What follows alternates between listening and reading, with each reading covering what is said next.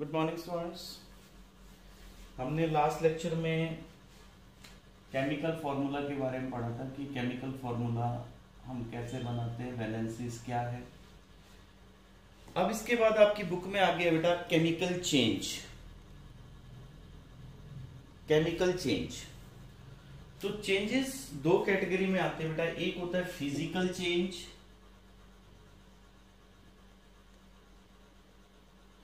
और एक होता है बेटा केमिकल चेंज।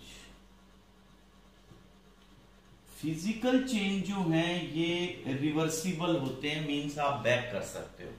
जैसे आपने आइस मेल्ट की, वाटर में कन्वर्ट हो गया, वाटर को हीट करें, it get converted to steam. इसको वापस आप कूल करें, फिर से water and then ice, mean you can change it.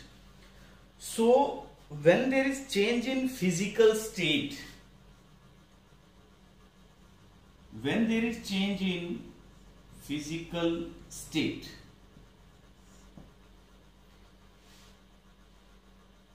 shape, size, color,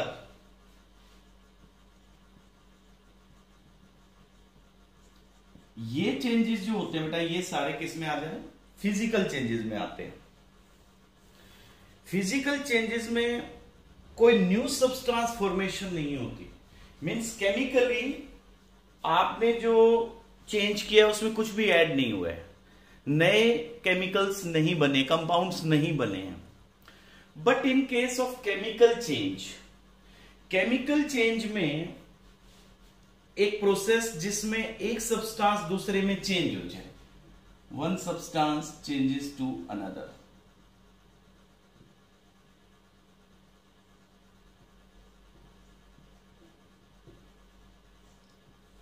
ये केमिकल चेंज हो गया बेटा। इसका एग्जांपल जैसे आप वुड को बर्न करते हैं, वुड जब आप बर्न करेंगे तो कार्बन डाइऑक्साइड गैस आती है, न्यू सब्सटेंस आ गया विद न्यू प्रॉपर्टीज आ गए, तो ये क्या है बेटा? Chemical change. Rusting of iron, लोहे को जो जंग लगती है, दैट इज केमिकल चेंज, क्योंकि इसमें आयरन जो होता है वो ऑक्सीजन से और वाटर से रिएक्ट करता है, न्यू कंपाउंड फॉर्मेशन होती है। तो आपने ये याद रखना है कि अगर किसी चेंज में न्यू कंपाउंड्स फॉर्मेशन हो रही है विद न्यू प्रॉपर्टीज, तो then it is chemical change. But there is only change in physical state, shape, size and colour, so then it is physical change, not chemical change.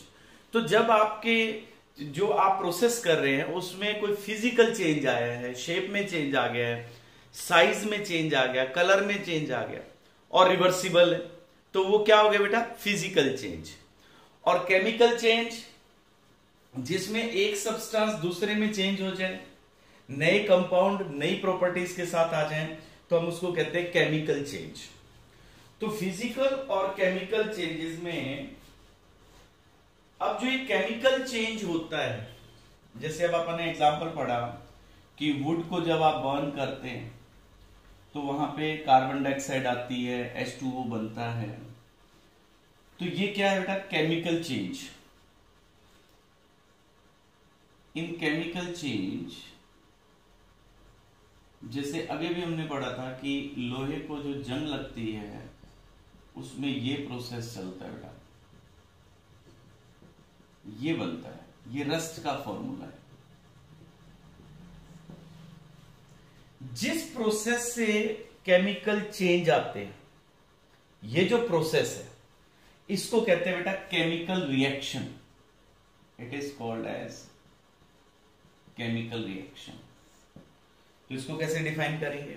The process in which a chemical change causes one substance to change into another. Process in which chemical change causes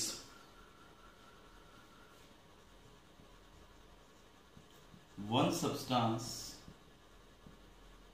to change into another। जब नई चीज बन रही है तो वो कैसा change होगा? अभी डिस्कस किया हमने, केमिकल चेंज। और ये जो प्रोसेस है, इस प्रोसेस को आप कहोगे केमिकल रिएक्शन, तो मतलब केमिकल चेंज हो रहा हो तो उस प्रोसेस को एक नया नाम कह दिया आपने, केमिकल रिएक्शन। मींस जब भी आप कहेंगे केमिकल रिएक्शन है, it means there is chemical change, उसमें न्यू सब्सटेंस फॉर्मेशन होगी विद न्यू प्रॉपर्टीज। अब जब आप एक केमिकल रिएक्शन लिखते हैं, जैसे हमने ये अभी लिख रखी है iron plus oxygen plus water, इसमें जो सब्सटेंस आपका चेंज हो रहा है, जैसे ये सब्सटेंस पुराना सब्सटेंस है, ये नया सब्सटेंस है ना, केमिकल चेंज से ये ओल्ड सब्सटेंस, ये न्यू सब्सटेंस। तो जो ये ओल्ड सब्सटेंस रिएक्शन में यूज होते हैं, इनको कहते हैं बेटा reactants, they are reactants. And new substances formed in this process are called as products. यहां तो एक ही बन रहा है प्रोडक्ट, अदरवाइज ज्यादा हो तो देन प्रोडक्ट्स। तो केमिकल रिएक्शन में जो हमने लेफ्ट हैंड साइड को लिखा है बेटा, वो है रिएक्टेंट्स, यानी जो मटेरियल यूज हो रहा है रिएक्शन में, they are called as reactants, and the material which get formed in the reaction are called as products. Now next is chemical equation.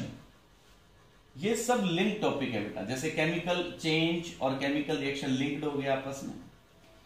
अब है बेटे आगे केमिकल इक्वेशन।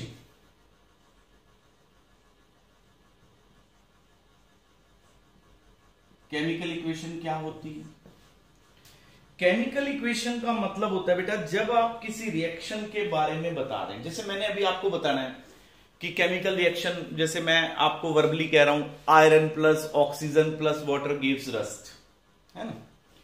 जब आप किसी रिएक्शन को रिप्रेजेंट करते हो, जैसे एक रिएक्शन है उसको आपने रिप्रेजेंट किया, रिप्रेजेंट मीन्स आपने उसको राइट किया, कैसे लिखेंगे? अब जैसे एक तो मैं यूं लिखता हूं जी, iron plus oxygen plus water gives rust. तो इसको हमने एक पर्टिकुलर मेथड से रिप्रेजेंट करना है, ऐसे नहीं।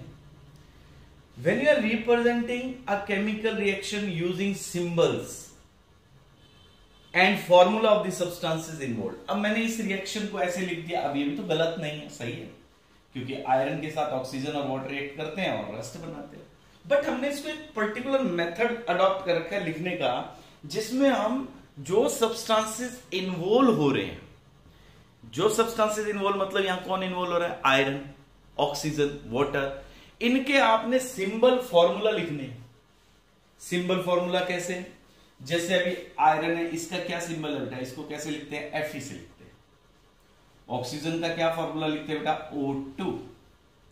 इसके बाद हम लिखते हैं जैसे H2O, then formed Fe2O3.X water. तो इस तरह जब आप रिप्रेजेंट करते हो तो ये बन गया केमिकल इक्वेशन। जब आप किसी रिएक्शन को, उसमें जो सब्सटेंसेस इन्वॉल्व हो रहे हैं बेटा, उनके सिंबल्स लिख दो, उनके फॉर्मूला लिख दो। तो इस तरह जब आप लिखते हैं तो इसको हम बोलते हैं केमिकल इक्वेशन। तो केमिकल इक्वेशन क्या हुई बेटा, रिप्रेजेंटेशन ऑफ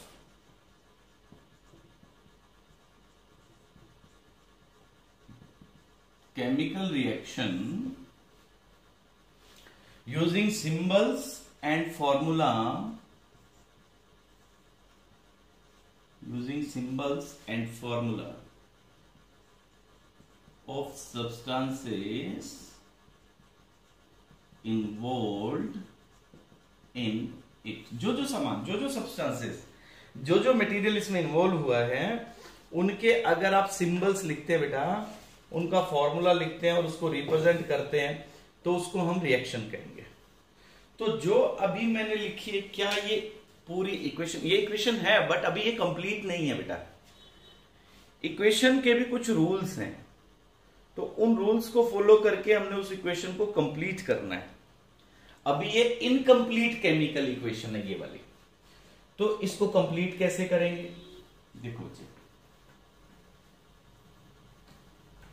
आपको कुछ बेसिक रूल्स फॉलो करने हैं। जैसे फॉर एग्जांपल मैं एक रिएक्शन लिखता हूं, simple C C+O2, it gives CO2। Is it a complete chemical equation? No, it's not a complete chemical equation. It's incomplete. Why it is incomplete? हमने सब कुछ तो लिख रखा है। नहीं, आपको एक तो साथ में यहां पे लिखना है सब्सटेंसेस इन्वॉल्व जो भी हैं उनके नाम लिखो। जैसे carbon, it is oxygen, it is carbon dioxide. Now is it complete? No, अब तक भी कंप्लीट नहीं। फिर क्या करें? इसमें जो सब्सटेंसेस इन्वॉल्व हुए हैं वो कैसे हैं? मींस सॉलिड है, लिक्विड है या गैसेस है। अब जैसे कार्बन सॉलिड, तो ब्रैकेट में एस लिख लू, ऐसे। ऑक्सीजन गैस है, यहां जी लिख दोगे। CO2 गैस है, यहां जी लिख दोगे। क्या ये कंप्लीट हो गई है? अब भी हमें एक चीज और नोटिस कर रही है, क्या ये बैलेंस्ड है या नहीं है। इसको बैलेंस करने के बाद फिर हम कहेंगे कि अब ये रिएक्शन कंप्लीट है। बैलेंस कैसे चेक करेंगे? बैलेंस हम चेक करते इधर कितने एलिमेंट के एटम्स हैं, किसी एलिमेंट के कितने एटम्स हैं और उस साइड कितने हैं। मींस जितने एटम किसी एलिमेंट के रिएक्टेंट में हो उतने ही अगर एटम्स प्रोडक्ट में हो उसी एलिमेंट के, then you can say that this reaction is balanced. तो चेक करते बेटा, आप कैसे चेक करेंगे? देखो इधर कार्बन कितना है? 1। इस साइड देखिए, यहां कुछ नहीं लिखा हुआ, मतलब ये कितना है? 1। तो इधर कार्बन कितना हो गया? 1। यहां ऑक्सीजन के कितने एटम्स हैं? 2। ये देखो 2। उस साइड ऑक्सीजन के कितने? 2। देखो 1 1 2 2 कंप्लीट। तो it means this reaction is balanced. तो ये रिएक्शन बैलेंस्ड है बेटा, ऑलरेडी बैलेंस्ड है, आपको कुछ करना नहीं पड़ा। अगर ऐसा ना हो तो हमें इसको बैलेंस करना पड़ेगा। तो जैसे हमें किसी रिएक्शन को बैलेंस करना हो तो कैसे करेंगे? ध्यान से देखना बच्चों, ये भी बहुत इंपॉर्टेंट कंसेप्ट है, आगे हायर क्लासेस में भी आएगा ये। तो देखो बच्चों, जैसे एक रिएक्शन है H2 यानी hydrogen plus oxygen, it gives water. Let ये रिएक्शन है। अब मैंने इसको पहले तो इक्वेशन कंप्लीट करनी है, तो मैं यहां लिखूंगा ये क्या है जी? ये हाइड्रोजन है। देन ये क्या है बेटा? ऑक्सीजन है। ये क्या है बेटे? वाटर। अब मैंने चेक करना है क्या मैंने स्टेट लिख रखी है सॉलिड, लिक्विड, गैस की? नहीं, तो वो लिखनी होगी। ये क्या है बेटा? गैस। ये भी क्या है? गैस। ये भी जब बनता है पहले गैस। नाउ और नेक्स्ट स्टेप इज, सेकंड काम क्या है हमारा? बैलेंस अनबैलेंस चेक करना। वो कैसे चेक करेंगे? देखो बेटे, इधर कौन है? 2 एलिमेंट है, H और O। जितने इधर होंगे ना बेटा एलिमेंट, उतने ही उधर होंगे, नया तो कोई आएगा ही नहीं ना। अब जैसे यहाँ हाइड्रोजन और ऑक्सीजन 2 चीजें, अब यूं थोड़ी वहां कॉपर आ जाएगा, वहां जिंक आ जाएगा, ऐसा नहीं है। रिएक्टेंट में जो होंगे वही प्रोडक्ट में मिलेंगे, बस उनका रेशियो चेंज हो जाएगा और वही रेशियो आपने बैलेंस करना है। तो देखो बेटा, यहां हाइड्रोजन कितना है? 2। उस साइड देखिए कितना है? 2। इधर ऑक्सीजन कितनी है? 2। उधर ऑक्सीजन कितनी है? 1। अनबैलेंस्ड। अब इसको बैलेंस कैसे करें? तो बैलेंस करने के लिए हम मेथड जो यूज करते हैं वो होता है hit and trial method. Hit and trial, बार बार कोशिश करनी, तुक्के मारना जिसको आप कहते हैं। बार बार आप कोशिश करते जाइए, बैलेंस हो जाएगी। हिट एंड ट्रायल कैसे? देखो अब यहां कितने हैं? 2। ये कितने? 2। कोई प्रॉब्लम नहीं, हाइड्रोजन में तो कोई इशू है ही नहीं। इशू कहां है हमारा? यहां ऑक्सीजन में आया है। तो क्या हम यहां सिर्फ ऑक्सीजन को डबल कर सकते हैं? आंसर है नहीं। आप जब बैलेंस करेंगे, याद रखना बेटा, ये टोटल को मल्टीप्लाई कर सकते हो आप, अकेली ऑक्सीजन को नहीं कर सकते। तो देखो यहां ऑक्सीजन अकेली है, यहां 2 है, इस टोटल को मैंने 2 से मल्टीप्लाई कर दिया। अब इसको 2 से कर दिया तो देखो बेटा ऑक्सीजन डबल होगी, कितनी होगी? 2। लेकिन एक प्रॉब्लम होगी, हाइड्रोजन भी तो इस साइड डबल हो गए, कितने हो गए? 4। इधर 2 थे, तो आप इस टोटल को क्या करेंगे? 2 से मल्टीप्लाई कर देंगे। जब आप इसको 2 से मल्टीप्लाई करेंगे, ये क्या हो गया? 4। अब देखो 4 4 2 2, now balanced. Hit and trial method. अब कोई स्टूडेंट इसमें यहां पे, जैसे यहां पे 4 कर दे, यहां पे भी 4 कर दे, यहां 2 कर दे, बैलेंस्ड है, कोई प्रॉब्लम नहीं है।